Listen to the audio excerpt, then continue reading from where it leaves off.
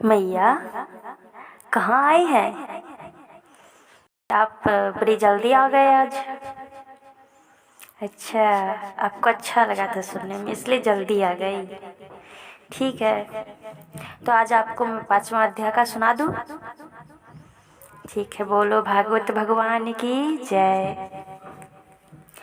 अर्जुन बोले, हे कृष्ण, आप कर्मों का स्वरूप से त्याग करने की और फिर कर्मयोग की प्रशंसा करते हैं, अतः इन दोनों में से जो एक निश्चित रूप से मेरे लिए कल्याणकारक है उसको मेरे लिए कहिए।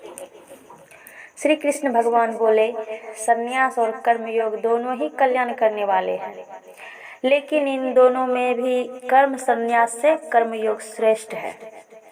हे महाबाहो, जो मनुष्य ना तो किसी से द्वेष करता है और ना ही किसी की आकांक्षा करता है, वह कर्मयोगी सदा सन्यासी समझने योग्य होता है, क्योंकि राग द्वेष आदि द्वंद्वों से रहित मनुष्य ही सुखपूर्वक संसार बंधन से मुक्त हो जाता है। मूर्ख लोग सांख्य योग और कर्म योग को अलग अलग फल देने वाला कहते हैं, न कि विद्वान, क्योंकि इन दोनों में से एक साधन में अच्छी तरह से स्थित मनुष्य दोनों के फलस्वरूप परमात्मा को प्राप्त कर लेता है। सांख्य योगियों के द्वारा जो तत्व परमात्मा प्राप्त किया जाता है, कर्म योगियों के द्वारा भी वही परमात्मा प्राप्त किया जाता है। इसलिए जो मनुष्य सांख्य योग और कर्म योग को फल स्वरूप में देखता है वही सच्चाई देखता है।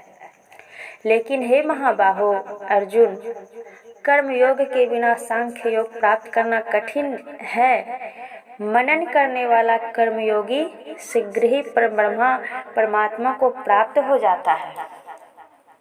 जिसकी इंद्रियां नियंत्रण में है, जिसका मन निर्मल है, जिसका शरीर अपने अधीन है और सभी प्राणियों की आत्मा ही जिसकी आत्मा है, ऐसा कर्मयोगी कर्म करते हुए भी लिप्त नहीं होता।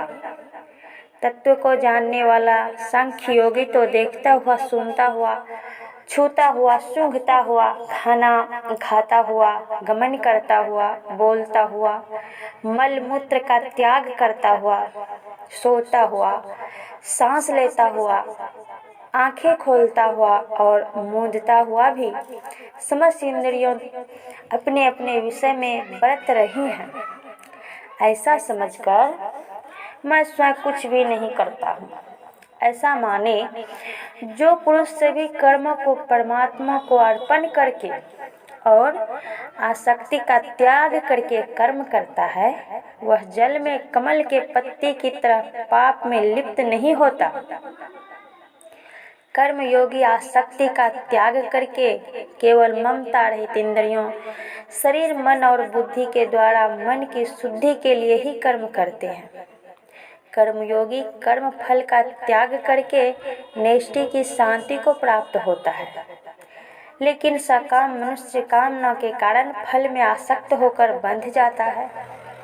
जिसकी इंद्रियां मन नियंत्रण में है, ऐसा शरीरधारी पुरुष 9 द्वारों वाले शरीर रूपी घर में समस्त कर्मों को मन से त्याग करके सुखपूर्वक अपने स्वरूप में स्थिर रखता है। परमेश्वर मनुष्यों के ना तो कर्तापन की, ना कर्मों की और ना कर्म फल के संयोग की ही रचना करते हैं, परंतु स्वभाव ही बरत रहा है। सर्वव्यापी परमात्मा भी ना तो किसी के पाप कर्म को और ना ही शुभ कर्म को ही स्वीकार करता है, लेकिन अज्ञान से ढका ज्ञान हुआ है, उसी से समस्त अज्ञानी मनुष्य मोहित हो रहे हैं।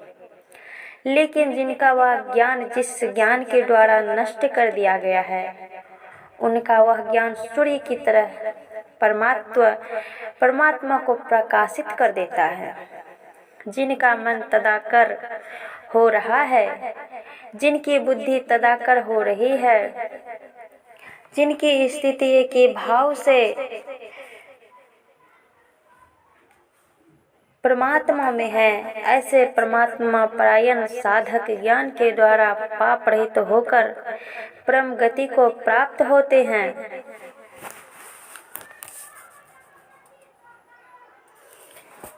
ज्ञानी महापुरुष विद्या विनय युक्त ब्राह्मण में और चंडाल में तथा गाय, हाथी एवं कुत्ते में भी स्वरूप परमात्मा को देखने वाले हैं। जिनका मन समभाव में स्थित है, उन्होंने इस जीवित अवस्था में ही सारे संसार को जीत लिया है। क्योंकि परमात्मा निर्दोष है, सम है, इसलिए वे परमात्मा में ही स्थित हैं। जो मनुष्य प्रिय को प्राप्त होकर हर्षित ना हो और अप्रिय को प्राप्त होकर उद्विग्न ना हो, वह स्थिर बुद्धि वाला, मूर्खता रहित तथा ब्राह्मण को जानने वाला मनुष्य पर ब्रह्म स्थिर ईश्वर में स्थित है। ब्रह्म स्पर्श बाहर के विषयों में आसक्ति रहित मन वाला साधक मन में जो सात्विक सुख है उसको प्राप्त होता है। फिर वह पर ब्रह्मा में अभिन्न भाव से स्थित मनुष्य अक्षय सुख का अनुभव करता है। क्योंकि हे कुंती नंदन, ये जो इंद्रियों और विषयों के संयोग से पैदा होने वाले योग्य हैं, वे आदि अंत वाले और सुख के ही कारण हैं। इसलिए बुद्धिमान मनुष्य उनमें रमन नहीं करता। जो साधक इस मनुष्य शरीर के नष्ट होने से पहले ही काम क्रोध से पैदा होने वाले वेग को जोर सहन करने में समर्थ होता है, वह मनुष्य योगी है और सुखी है। जो मनुष्य केवल परमात्मा में सुख वाला और केवल परमात्मा में ही रमन करने वाला है तथा जो केवल परमात्मा में ज्ञान वाला है, वह ब्रह्मा में अपनी स्थिति अनुभव करने वाला सांख्य योगी शांत ब्रह्मा को प्राप्त होता है। जिनका शरीर मन बुद्धि इंद्रियों सहित नियंत्रण में है, जो सभी प्राणियों की भलाई में लगा है, जिसके सारे संदेह नष्ट हो गए हैं, जिसके सारे दोष मिट गए हो, वे ब्रह्मवेत्ता साधक शांत ब्रह्मा को प्राप्त होते हैं। काम क्रोध से सर्वदा रहित जीते हुए मानने वाले मन वाले और स्वरूप काम का साक्षात्कार किए हुए सांख्य योगियों के लिए सब ओर से शांत शरीर के रहते हुए अथवा शरीर टूटने के बाद निर्वाण ब्रह्मा की ही परिपूर्ण है। बाहर के पदार्थों को बाहर ही त्याग कर और आँखों की दृष्टि को भौं के बीच में स्थित करके तथा नासिका में विचरने वाले प्राण और अपान वायु को सम एक करके, जिसकी इंद्रियां मन और बुद्धि नियंत्रण में हैं, जो केवल मोक्ष परायण है तथा जो इच्छा भय और क्रोध से रहित हो गया है, वह सदा मुक्त ही है। मेरा भक्त मुझे सब यज्ञ और तपों का भोगता, लोकों का ईश्वर तथा सभी प्राणियों का स्वार्थ रहित दयालु और प्रेमी ऐसा तत्व से जानकर शांति को प्राप्त हो जाता है। श्री भगवान बोले, हे लक्ष्मी, 5वें अध्याय का महात्म्य सुन। एक ब्राह्मण पिंगल नाम का अपने धर्म से भ्रष्ट हुआ। वह कुसंग में बैठ मच्छी मांस खावे, मदिरा पान करे, जुआ खेले। देव योग से वह पिंगला एक राजा के यहाँ नौकर हो गया। राजा के पास और लोगों की चुगलियां क्या करे। जब बहुत दिन बीते तब वह धनवंत हो गया। तब अपना विवाह कर लिया, परंतु स्त्री व्यभिचारने आई। वह स्त्री को मारता। उस स्त्री ने दुखी होकर अपने पति को विष दे दिया। वह ब्राह्मण मर गया। उस ब्राह्मण ने गिद्ध का जन्म पाया। कुछ काल पीछे वह स्त्री भी मर गई। उसने तोते का जन्म पाया।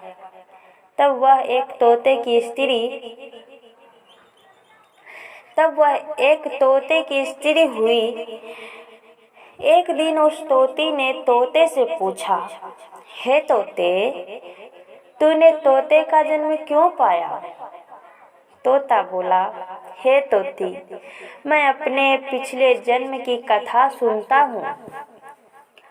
मैं पिछले जन्म में ब्राह्मण था, अपने गुरु की बात नहीं मानता था। मुझको गुरुजी ने श्राप दिया, कहा जा तो ताते का जन्म पावे। इस कारण तोते का जन्म पाया है। अब तू किस कारण से तोती बनी, बताओ। तो उसने कहा, मैं पिछले जन्म में ब्राह्मणी थी। एक दिन मैंने पति को विष दे दिया और वह मर गया। तोते ने कहा, तुम बुरी है, अच्छी नहीं है, जिसने अपने पति को विष दिया। एक दिन वह तोती वन में बैठी थी, वहां गिद्ध आया। तोती को उस गिद्ध ने पहचाना और वह गिद्ध तोती को मारने चला। आगे आगे तोती, पीछे पीछे गिद्ध। जाते जाते तोती एक शमशान भूमि में थक कर गिर पड़ी। वहाँ एक साधु का दाह हुआ था। साधु की खोपड़ी वर्षा के जल से साथ भरी हुई पड़ी थी। वह उसमें गिरी, इतने में गिद्ध आया और तोती को मारने लगा। उस खोपड़ी के साथ उसकी देह धोई गई और दोनों आपस में लड़ते लड़ते मर गए और अदम देही से छूटकर देव देही पाई और विमान आए, जिन पर बैठकर दोनों वैकुंठ को गए। वह खोपड़ी एक साधु की थी जो गीता जी के 5वें अध्याय का पाठ करता था। वह परम पवित्र था। उसके जल से दोनों पवित्र हो गए। जो प्राणी श्री गंगा जी का स्नान करके श्री गीता जी का पाठ करते हैं, वे वैकुंठ को जाते हैं। अच्छा लगा मेरी मैया? हाँ, अब तो आपको बहुत अच्छा लगा होगा क्योंकि आज जल्दी कथा पूरी हो गई। ठीक है, अब फिर कल आ जाना। हाँ ठीक है। बोलो राधे राधे, भागवत भगवान की जय।